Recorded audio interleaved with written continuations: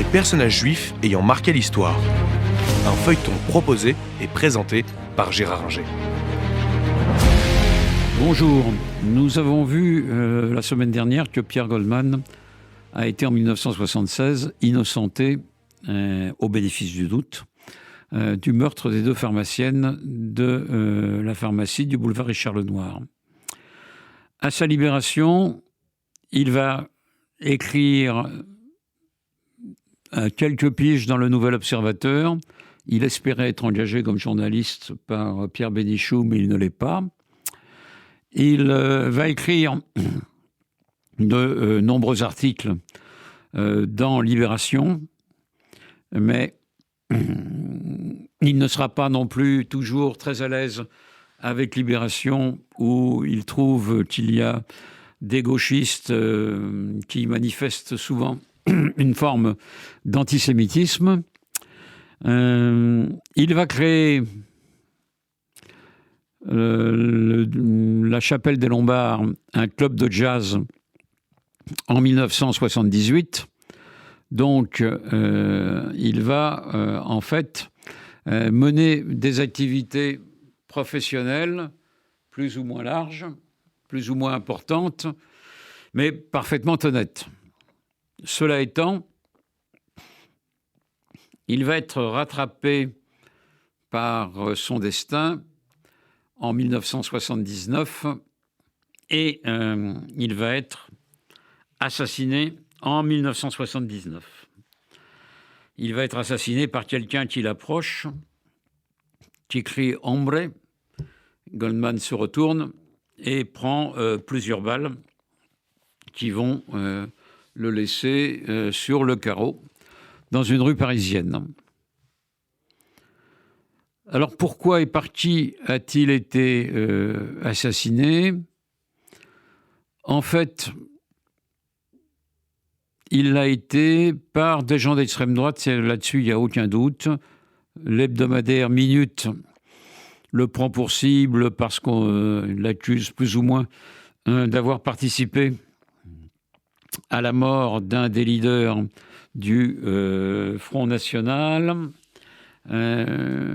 L'accuse d'avoir rencontré Mesrine et d'avoir suggéré à Mesrine de tuer un des journalistes de Minute.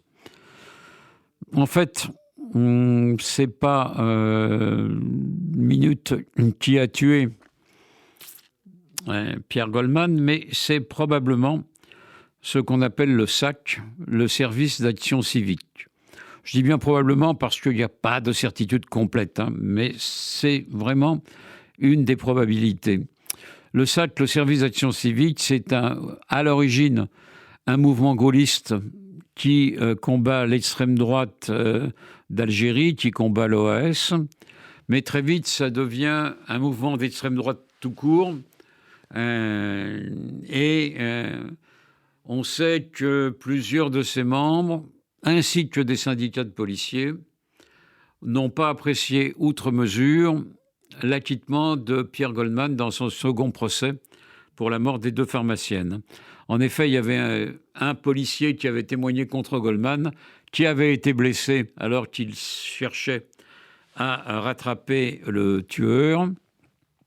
Et donc, ces policiers ne veulent pas de cet acquittement et l'un d'eux se vantera d'être l'assassin de Pierre Goldman. Il se vantera de ça en 2010 dans différentes émissions. Il y avait prescription, donc personne n'est poursuivi. Cette hypothèse est la plus probable. On a dit aussi que c'était des Basques qui étaient les assassins parce que quelqu'un avait crié « Hombre ». L'assassin, en fait, avait crié « Hombre » au moment de la mort de Goldman. D'autres disent que c'était des maquisards vénézuéliens pour la même raison. Mais c'est pas parce qu'ils parlaient espagnol ou du moins qu'ils ont dit un mot en espagnol, que ça en fait des assassins de Goldman. C'est très probablement donc l'extrême droite qui a assassiné Goldman. Alors, Je vous ai parlé de Pierre Goldman et de sa vie romanesque et de son destin finalement tragique, parce que, au-delà de son gauchisme un peu infantile presque, ou puéril, au-delà de ses actes de banditisme, c'est une personnalité attachante, notamment par sa judéité. Il a toujours été fidèle à sa judéité, je vous l'ai dit quand il était en prison. Il a écrit un ouvrage donc qui se lit toujours et qui est intéressant, ses Mémoires obscures d'un juif polonais en France. Donc c'est un juif égaré, mais c'est un juif qui, bien qu'athée, ou relativement athée, ne renie jamais sa judéité, au contraire, l'approfondit.